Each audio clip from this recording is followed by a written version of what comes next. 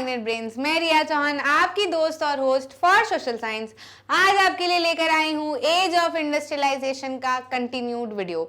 तो इसके पहले वाले वीडियो में हमने इस चैप्टर का इंट्रोडक्शन अच्छे से समझ लिया कि हम क्या इसमें पढ़ने वाले हैं। फिर उसके बाद में हमने समझा था कि एक फेज के बारे में बात की थी जब फैक्ट्रीज नहीं आई थी, उसके पहले प्रोडक्शन किस तरीके से होता था। तो हमने देखा था हाँ बहुत मास लेवल पे प्रोडक्शन होता था, बस अंतर ये था कि सब लोग अपने अपने घरों में प्रोडक्शन करते थे, मर्चेंट्स आते थे, ऑर्डर दे जाते थे और फिर चले जाते थे, है ना, और उन्हीं को इकट्ठा करके मास प्रोडक्शन हो जाता था, फैक्ट्रीज में नहीं होता था। फिर पिछले वीडियो में हमने देखा कि फैक्ट्रीज आई अराउंड 1730s, है ना, फैक्ट्रीज आने लगी तो अब फैक्ट्रीज में प्रोडक्शन होने लगा, है ना, ये चीज़ भी हमने देखी थी।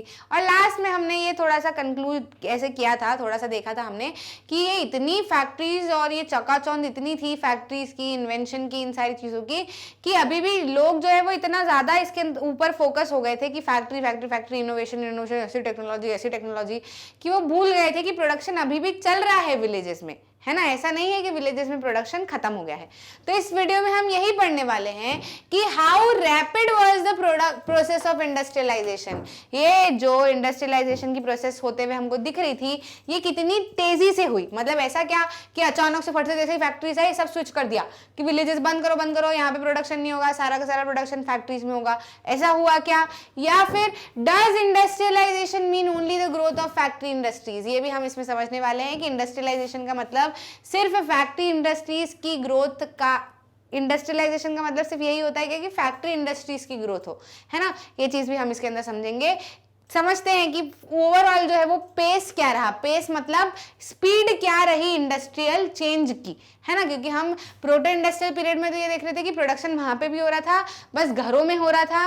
फैक्ट्रीज के आने के बाद में हम ये देख रहे हैं कि प्रोडक्शन हो रहा है लेकिन फैक्ट्रीज में हो रहा है। तो ये स्विच कितना ईजी था, कितना स्पीडी था, या धीरे धीरे था, या इस चेंज को लोगों ने अच्छे से अडॉप्ट किया या नहीं किया, ये कुल मिला के हमको इस वीडियो में समझना है। सबसे पहला पॉइंट ये बता रहा है, जो ये जो पेस है ये हमको चार तरीके से देखने को मिल रहे हैं। पहला पॉइंट जो है ये बता रहा है most dynamic industries in Britain were cotton and metal. ये जो बड़ी बड़ी इंडस्ट्रीज या जो बड़ी बड़ी मिल्स जो या फिर बड़ी बड़ी फैक्ट्रीज जो सेटअप हो रही थी, ये इसमें जो डायनामिक सेटअप था या जो डायनामिक फैक्ट्रीज थी वो किसकी थी? कॉटन और मेटल की थी। कॉटन का तो हमको मालूम है ना, कि कॉटन का क्यों था, क्योंकि कॉटन के ही प्रोडक्ट शुरुआत में बन रहे थे। This era was about cotton, cotton का एरा था ये, है ना। खूब इंपोर्ट करवा रहे थे और फिर बढ़िया से क्या कर रहे थे, खूब प्रोडक्शन हो रहा था, है ना। लेकिन मेटल का क्यों, मेटल का कैसे? मेटल का इसलिए क्योंकि जैसे जैसे इंडस्ट्रीज बनने लगी तो और ज़्यादा मास प्रोडक्शन होने लगा ना, तो इसके लिए एक्सपोर्ट इंपोर्ट या फिर कहा जाए तो एक जगह से दूसरी जगह सामान लेने ले जाने की प्रोसेस भी जो है वो भी बढ़ गई, है ना। तो जब सामान एक जगह से दूसरी जगह ले जाना है तो उसके लिए स्ट्रॉन्ग ट्रांसपोर्ट चाहिए, ट्रांसपोर्टेशन सिस्टम चाहिए, अच्छा नेटवर्क चाहिए। तो उसके लिए क्या चाहिए? रेलवेज चाहिए, है ना, और भी जो भी सारी गाड़ी घोड़े सब कुछ लगता है वो भी सारी चीज़ें चाहिएंगी। तो ये किससे बनती है? मेटल से बनती है। इसलिए आयरन और स्टील मेटल की डिमांड काफी ज्यादा बढ़ गई। Up to 1840s cotton was the leading sector. 1840s तक कॉटन जो है वो लीडिंग सेक्टर था, कॉटन की प्रोडक्शन हो रहे थे। From 1840s and from 1860s, from 1840s अगर हम देखें तो demand for iron and steel grew rapidly, है ना, in Britain and in colonies respectively. मतलब ब्रिटेन में अगर हम देखें तो अराउंड 1840s डिमांड जो है वो बढ़ी of iron and steel, and around 1890s colonies में डिमांड बढ़ने लगी। कॉलोनीज में क्यों डिमांड बढ़ने लगी? क्योंकि ब्रिटेन जो है ये जो रॉ कॉटन को एक जगह से मंगाना, फिर दूसरी जगह भेजना, फिर प्रोड्यूस्ड गुड को दूसरी जगह पे भेजना, ऐसे इंडिया में भी, इंडिया से ये लोग खूब रॉ कॉटन लेके जाते थे और अपना मैन्युफैक्चर्ड गुड खूब इंडिया में भेजते थे, है ना। तो ये सारी चीजें कब कर पाएंगे? जब ट्रांसपोर्टेशन ईजी होगा। ट्रांसपोर्टेशन इजी होगा तो उसके लिए आयरन और स्टील की जरूरत पड़ेगी। जैसे पोर्ट तक भेज दिया, है ना, मान लो बाय, आप बोलोगे बाय शिप भेज देते, तो शिप से तो भेज दिया पोर्ट तक। अब क्या शिप अंदर शहरों में भी जाएगी? क्या नहीं जा सकती ना, वो तो पोर्ट पे सारा का सारा सामान उतार देगी। अब उस पोर्ट पे से सामान को अंदर कंट्री में अगर लेके जाना है तो उसके लिए व्हीकल्स की जरूरत पड़ेगी, रेलवेज की जरूरत पड़ेगी। समझते नहीं हो, है ना। तो इसीलिए कॉलोनीज में भी आयरन और स्टील की डिमांड बढ़ने लगी। Britain was exporting iron and steel worth about 77 million, 2 times of its cotton export by 1873। तो मतलब ये जो पहले क्या था, कॉटन में एकदम से बढ़िया लीडिंग सेक्टर था, लेकिन अराउंड 1840 से जब से ट्रांसपोर्टेशन वगैरह की डिमांड बढ़ने लगी तो कॉटन से दुगना प्रोडक्शन जो है वो किसका होने लगा, दुगना प्रोडक्शन या फिर दुगना एक्सपोर्ट कहा जाए तो दुगना एक्सपोर्ट किसका होने लगा, आयरन और स्टील का होने लगा फ्रॉम ब्रिटेन। समझ में आया, किसके अराउंड 1873। एक्सपोर्ट क्यों कर रहे थे, क्योंकि कॉलोनीज वगैरह में भी भेजना था ना अलग अलग जगह पर, ठीक है। सेकेंड पॉइंट क्या है, new industries could not easily displace traditional industries. तो ये जो हम बात कर रहे थे कि क्या स्विच एकदम हो गया विलेज इंडस्ट्रीज में और ये जो नई इंडस्ट्रीज आई थी इसके अंदर, तो ये सेकेंड पॉइंट आपको बता रहा है कि जो न्यू इंडस्ट्रीज थी यानी कि जो नई फैक्ट्रीज थी ये इजीली डिस्प्लेस नहीं कर पाई ट्रेडिशनल इंडस्ट्रीज को। न्यू इंडस्ट्रीज कौन सी, फैक्ट्री, और ट्रेडिशनल इंडस्ट्रीज कौन सी, वो जो विलेज हाउस होल्ड में काम हो रहा है उनको आसानी से डिस्प्लेस नहीं कर पाई। By the end of 19th century ऐसा देखा गया कि जो ये जो नई फैक्ट्रीज है या फिर जो नई नई फैक्ट्रीज बनी है इसके अंदर 20% से भी कम टोटल वर्क फोर्स जो है वो इन्वॉल्व है। अभी भी जो टोटल वर्क फोर्स है वो विलेज में ही अपने अपने घरों में ही ऑर्डर्स ले लेकर काम कर रहे हैं। Less than 20% of total work force was involve in factories, these were employed in technological advanced industries. मतलब ये जो मैं कह रही हूं ना कि less than 20% of total workforce कहां पे इन्वॉल्व थी, employed in technologically advance industries. बाकी की जो रिमेनिंग अराउंड 80% प्लस जो वर्कफोर्स थी वो अभी भी छोटी छोटी इंडस्ट्रीज या फिर जो छोटे छोटे अपने कंट्री साइड में काम हो रहे थे वहीं पर अभी भी काम कर रहे थे। Textile was a dynamic sector. Textile sector अगर हम देखें तो वो डायनामिक सेक्टर था। Output produced outside factory was greater than that produced with in the factory. इसका मतलब क्या, जो टेक्सटाइल सेक्टर जो था, टेक्सटाइल सेक्टर मतलब कॉटन सिल्क वूल वाला जो सेक्टर है जिसमें इसके प्रोडक्ट बनते हैं, तो इसका जो आउटपुट है यानी कि जो बने हुए सामान है वो जो छोटी छोटी इंडस्ट्रीज है ना वहां पे ज्यादा बन रहे थे एज कंपेयर टू फैक्ट्री का प्रोडक्शन। तो मतलब प्रोडक्शन फैक्ट्री में भी चल रहा था लेकिन अभी भी आउटपुट जो है वो वहां से ज्यादा आ रहा था एज कंपेयर टू फैक्ट्रीज। समझ में आया कि नहीं। तो ये जो पेस ऑफ इंडस्ट्रियल चेंज अगर पूरी तरीके से कहा जाए तो सेकंड पॉइंट हमको बता रहा है कि it could not easily displace traditional industries. Traditional industries में काम अभी भी चल रहा था।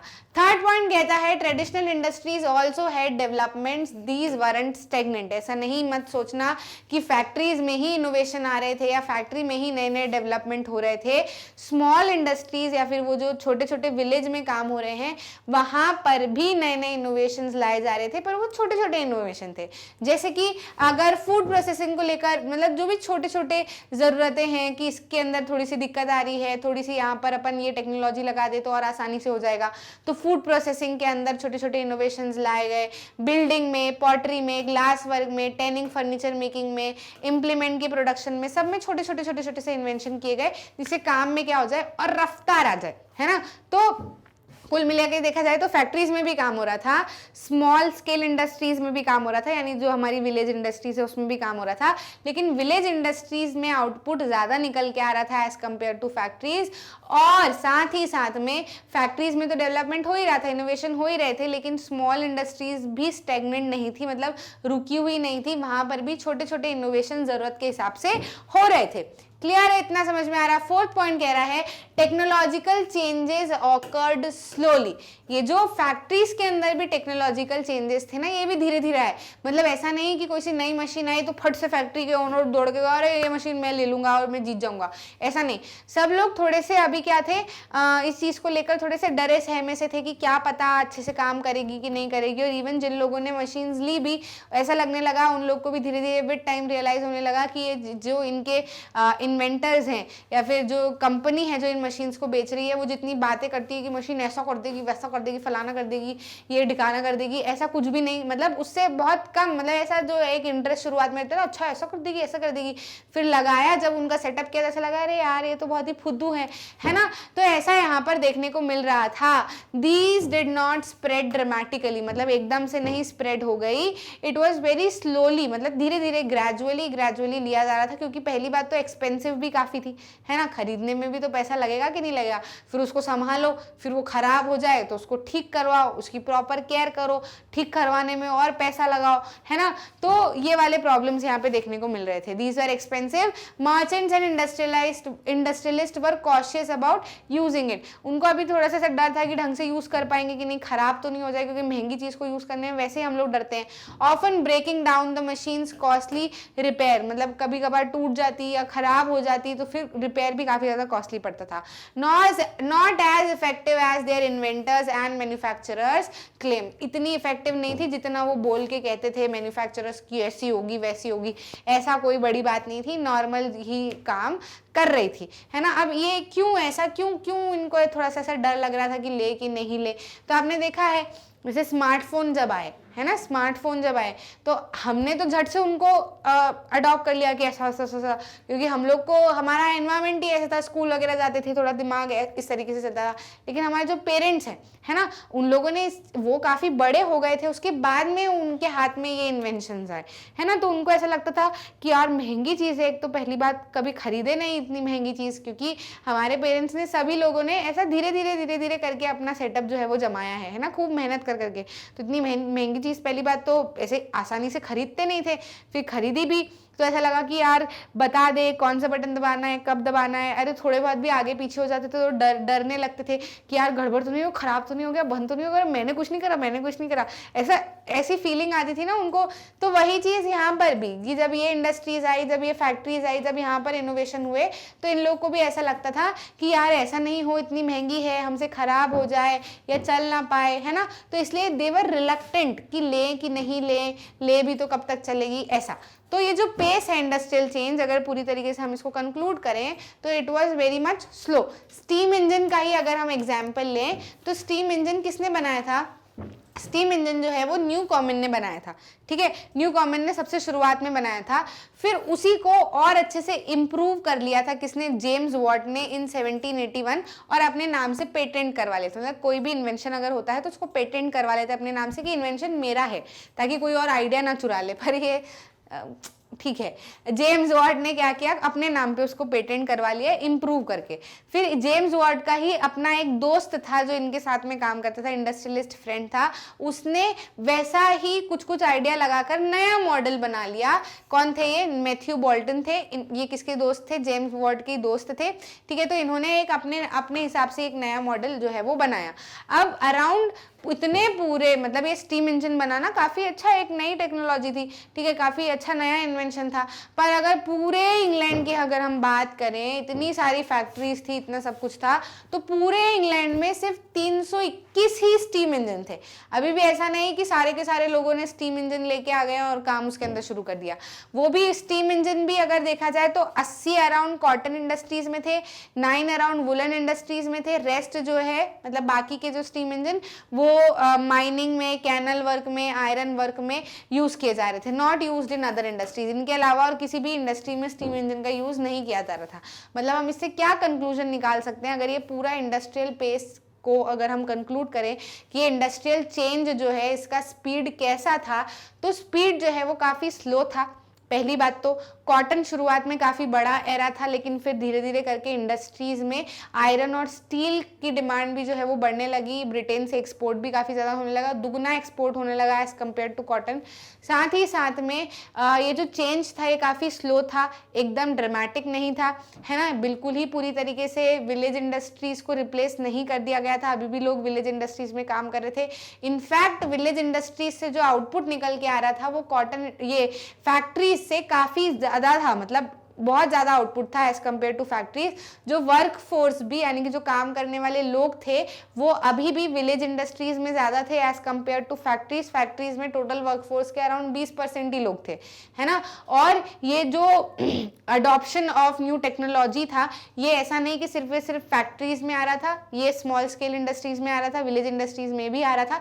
छोटे छोटे इनोवेशन भले वहाँ पे हो रहे थे लेकिन हो रहे थे, है ना।